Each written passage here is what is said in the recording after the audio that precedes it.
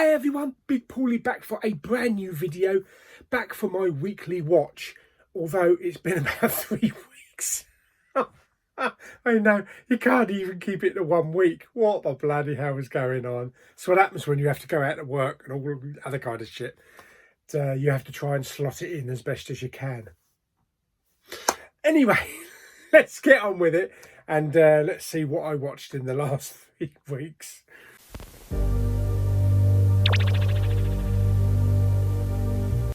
Okay, so I'm leaving a big hole here. Yes. To put a couple of pictures of shit up there because I haven't got everything in physical media. Here's a little list though. Okie dokie. So 1, 2, 3, 4, 5, 6, 7, 8, 9 titles. That's all I've seen. 9 titles. Hang on a minute. I need to make sure that I'm looking in the right area because yeah, I've got it on perched on a different attachment. Yeah. Okie dokie. Right. First one. I do have a physical release and it is called Break. Yeah, it's something that I have when I'm at work. Oh, dear me, shut it, Paul. Trapped at 11,000 feet, the struggle for survival begins. This was a moderately entertaining film. This kind of reminded me of, I've said it before, and I'll say it again, Frozen. No, not that Frozen. The one where they were stuck on the ski slope and everybody had buggered off home and they were just left there to freeze their bollocks off all night.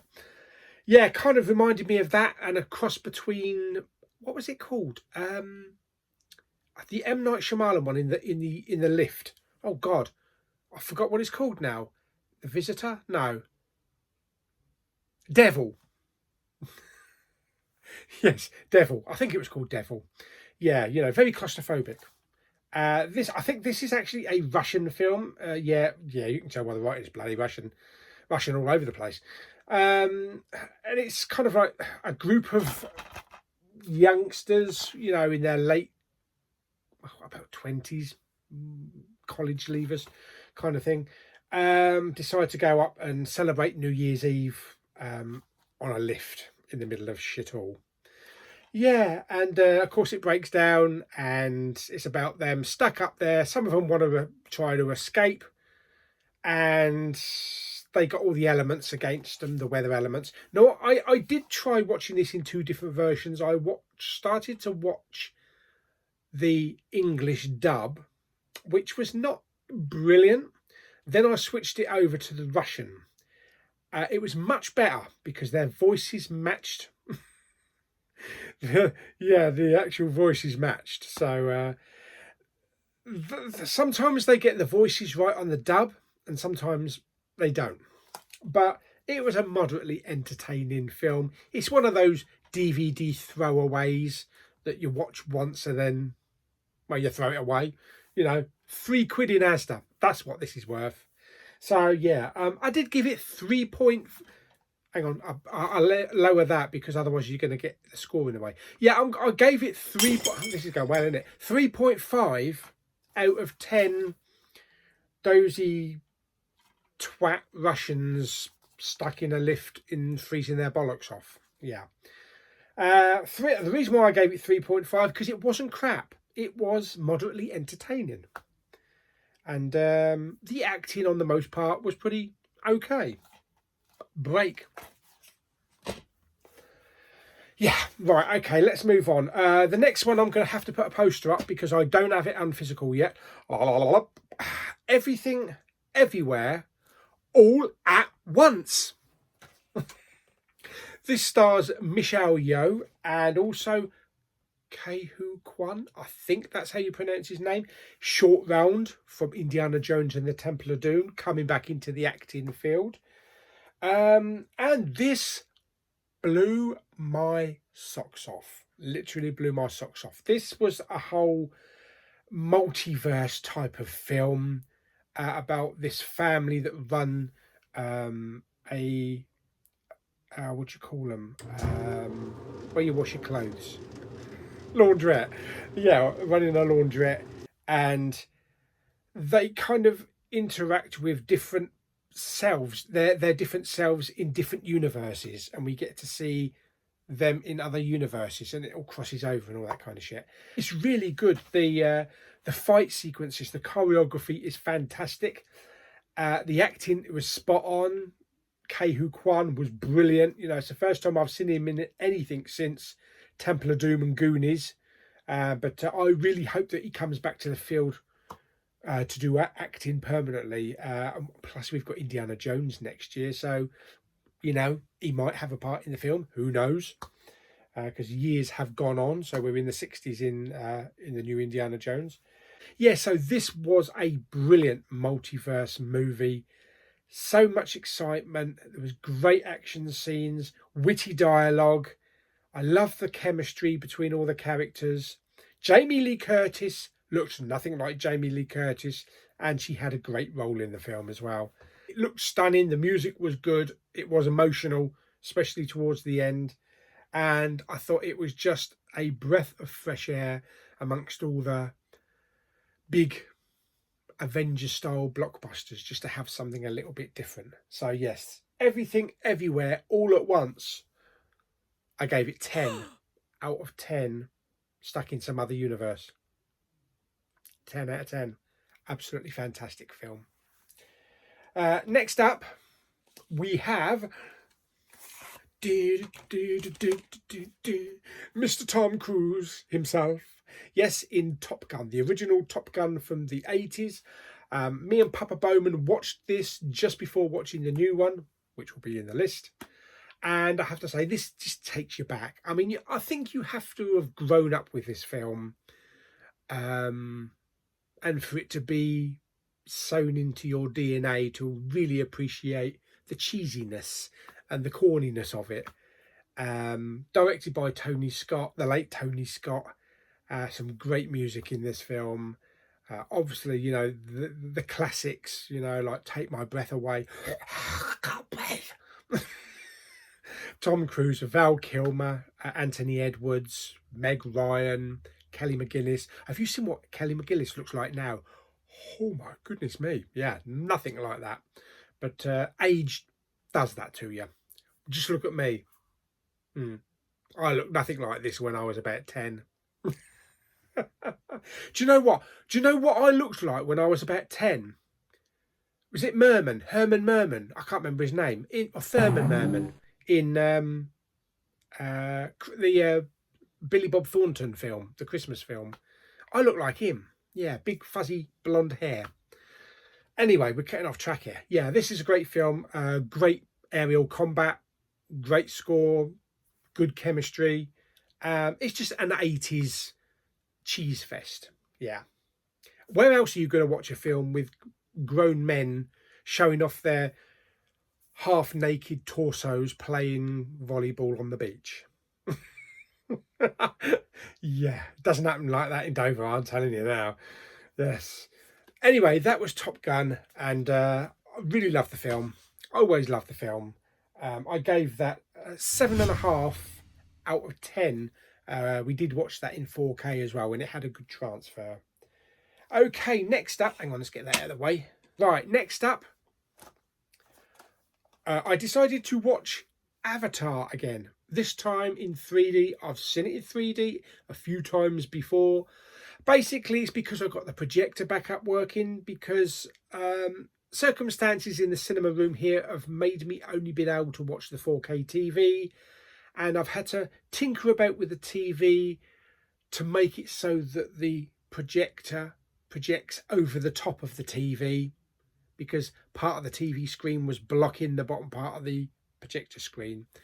And also I've got a splitter, so now, pardon, so now I don't have to pull out the receiver, change all the cables around. I've got it all plugged into one little receiver, and I can just press a button and switch between projector and TV. It makes it so much easier.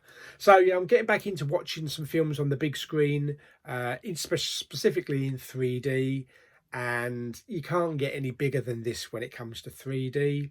Okay, it may not be a lot of people's or many people's favourite film. It is a James Cameron film. It's very blue. It's very clinical in its looks, because it's so pin sharp. And yeah, this kind of film was made, you know, for the best quality that you can imagine. But For me, 3D is the only way to watch this film. Now, obviously, if you don't like 3D, or you have medical conditions, or you've only got one eye, you don't know, do you? Or you've got problems with your eyes, then yeah, okay, 3D is not going to cut it. But while you can appreciate 3D, I'm going to do as much as I can to watch these films in 3D. And this blew me away when I first saw this film in the cinema in 3D. When I left the cinema, everything was so dull. It was so dull and so depressing when I left that cinema, and I just wanted to climb back inside that screen. And a film has never made me feel that way before. And I don't think a film has ever made me feel that way now, you know, up to this point. And it's just been in Pandora and, pardon, yes, it's been in Pandora and just loving this new environment that James Cameron has created for us. The story is really good. I really enjoy the film. It is one of my all-time favourite films. Not one of my top James Cameron films, but the visuals are spectacular. The acting is great. And it's Avatar. It's Avatar. Yes, I gave that... What did I give that? I gave that 9 out of 10 blue monkeys. Yes, and that score includes the spectacular 3D as well. Next up, we don't have a physical release yet for it, and it's a companion piece to the one just now. Up here, it's Top Gun Maverick. Yes, the sequel to the 80s classic, bringing back Tom Cruise, Val Kilmer in a amazing scene in this film that you could hear a pin drop in the cinema. Absolutely amazing scene. And a couple of the characters are not there, you know, their history. Obviously, Anthony Edwards is not involved because of the first film, what happened in the first film.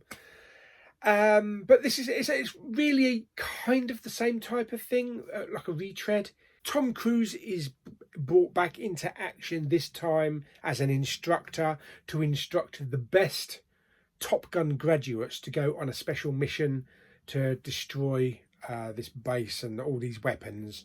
And it's about getting these students as you know, as pin perfect as possible to carry out this mission. It's thrilling. There's thrilling air scenes. There's great action. There's a lot of nostalgia in the film, especially like the first 10 minutes of the movie, because the first 10 minutes of the film was like, well, that's how Top Gun starts. Yeah. Yeah, fantastic action, great acting, again, great music. And we don't have Kelly McGillis. I don't know why she wasn't asked back as a cameo. We have new characters come in, played by Jennifer Connelly, who is actually mentioned in the original film, the first film. Plus, we also have Miles Teller as well, who plays Anthony Edwards' son in the new film. And he holds a grudge against Maverick for what happened to his dad. But it's a brilliant film. I actually am planning to go and watch it in IMAX tomorrow. It will actually be my very first movie IMAX experience. I have never seen a film in IMAX before, but now we've got one like 20 miles up the road from me. I'm going to go and watch it. It's going to cost 20 quid, but when you've got to do IMAX, you've got to do it every now and again, haven't you? So it'd be interesting to see exactly what IMAX movies are like.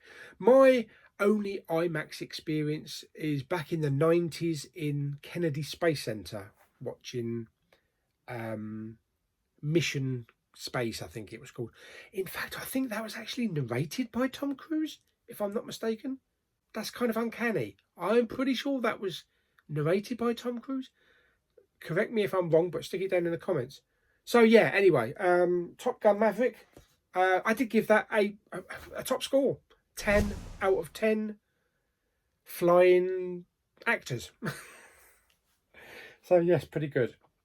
Next up,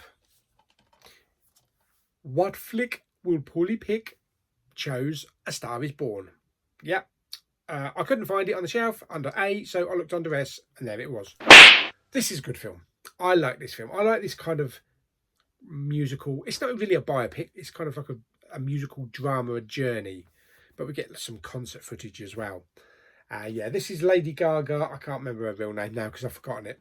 And also Bradley Cooper. Directed by Bradley Cooper as well. Of course, it includes the well-known song, The Shallows. And it's not about sharks or anything. And this is about a seasoned singer played by Bradley Cooper, who on a chance meeting bumps into Lady Gaga's character, which is like an up-and-coming struggling singer trying to get recognised. And it's about their friendship, him trying to push her career, and he sees something in her, and she gets to rise to the top. His career's not going too well in the film. His health's not going too well, and it kind of like, this is Lady Gaga, this is Bradley Cooper, and it sort of like goes like that. That's how the film plays out.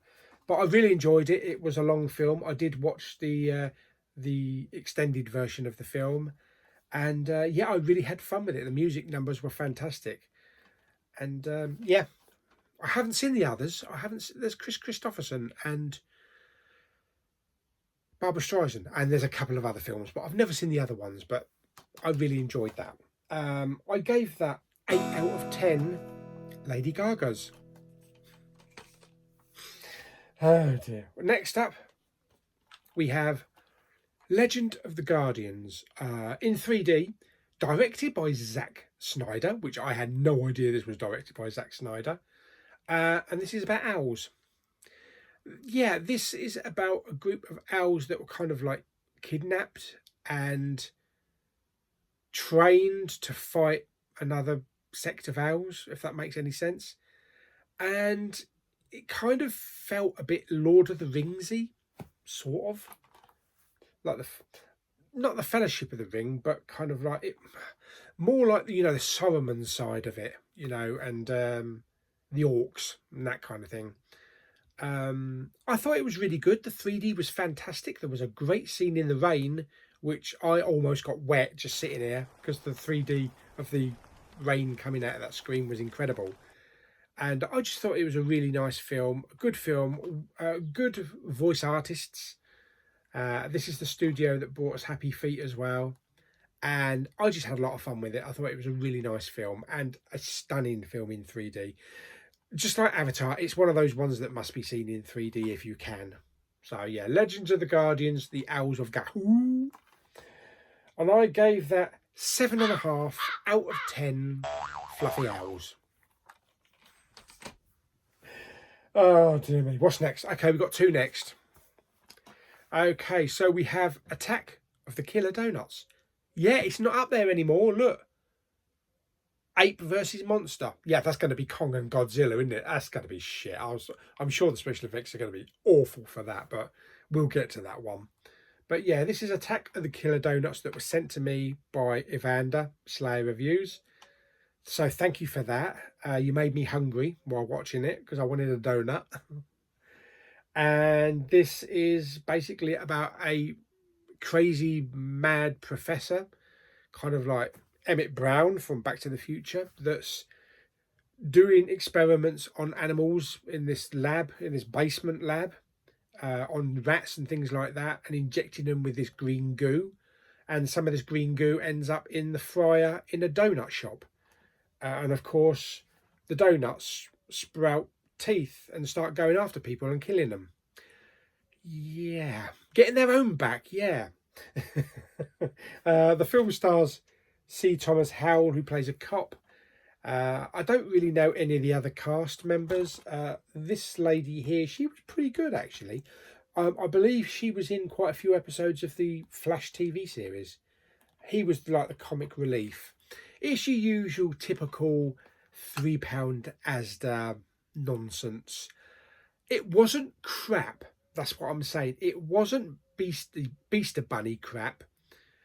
It actually had a good backstory and the acting wasn't bad. The acting wasn't atrocious. The acting in Beaster Bunny, holy shit. It's like they just grabbed anybody off the street and said, here, do a bit of acting. But this, you know, it had some solid acting. 3 out of 10. Lovely, juicy donuts, I gave that one. So, not as bad as I thought it would be. Mildly entertaining. Just made me bloody hungry. And the last one, which with the recent Jubilee, I decided to pick up The Queen, because I didn't have this one in the physical collection. This stars Helen Mirren. We have James Cromwell as well, and Michael Sheen playing Tony Blair brilliantly. I think he plays Tony Blair better than Tony Blair did. Yeah, and Helen Mirren, she is incredible as the Queen. James Cromwell pulled it off as Prince Philip, and it's all about the 1997 Princess Diana crash, and kind of like the whole few days around how the royal family handled the death and how they tried to keep it private while the rest of the world was grieving. Their kind of idea was, it's nothing to do with the rest of the world. This is a private matter. She'll have a private funeral.